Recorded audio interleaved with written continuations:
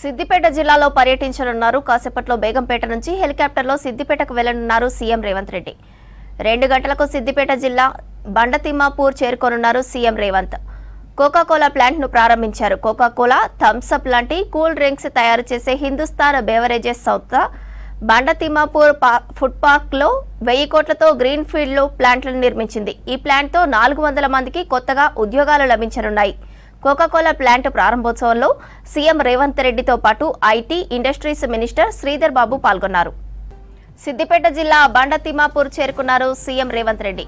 Coca Cola plant ను ప్రారంభించారు. Coca Cola, Thums Up లాంటి కూల్ డ్రింక్స్ తయారు చేసే హిందుస్థాన్ బెవరేజెస్ సంస్థ బండతిమ్మాపూర్ ఫుడ్ పార్క్ లో 1000 కోట్లతో గ్రీన్ ఫీల్డ్ ప్లాంట్ ను ప్రారంభించారు.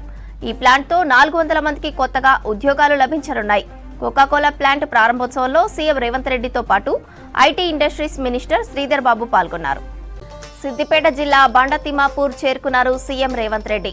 కోకాకోలా ప్లాంట్ ను ప్రారంభించారు. కోకాకోలా, థమ్సప్ లాంటి కూల్ డ్రింక్స్ తయారు చేసే హిందుస్థాన్ బెవరేజెస్ సంస్థ బండతిమ్మాపూర్ ఫుడ్ పార్క్ లో 1000 కోట్లతో గ్రీన్ ఫీల్డ్ ప్లాంట్ ను ప్రారంభించారు. ఈ ప్లాంట్ తో 400 మందికి కొత్తగా ఉద్యోగాలు లభించనున్నాయి. కోకాకోలా ప్లాంట్ ప్రారంభోత్సవంలో సీఎం రేవంత్ రెడ్డితో పాటు IT, industries minister Sridhar Babu పాల్గొన్నారు.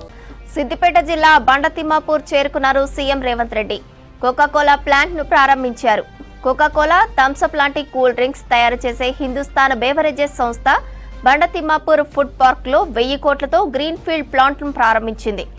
ఈ ప్లాంట్ తో 400 మందికి కొత్త ఉద్యోగాలు లభించనున్నాయి. కోకాకోలా ప్లాంట్ ప్రారంభోత్సవంలో సీఎం రేవంత్ రెడ్డితో పాటు IT, industries minister Sridhar Babu పాల్గొన్నారు.